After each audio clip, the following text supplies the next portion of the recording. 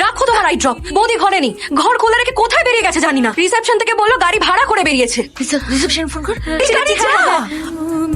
বাবু, বৌমার মাথাটা সত্যি সত্যি খারাপ হয়ে গেছে। একা বেরিয়ে গেছে কোথায়? গাড়ি নিয়ে, দরজা তো হাট করে খোলা। শোন না, তুই বলেছিলিস না যে ফোনে ওকে কি ট্র্যাক করবি না কি করবি, করে দেখ না বাবা কোথায় আছে। তোরি তোরি আমি এসে গেছি। তোরি দেখ, আমি নিজে চলে এসেছি। একবার চোখ খুলে দেখ, আমি কিছুতে বিশ্বাস করতে পারিনি।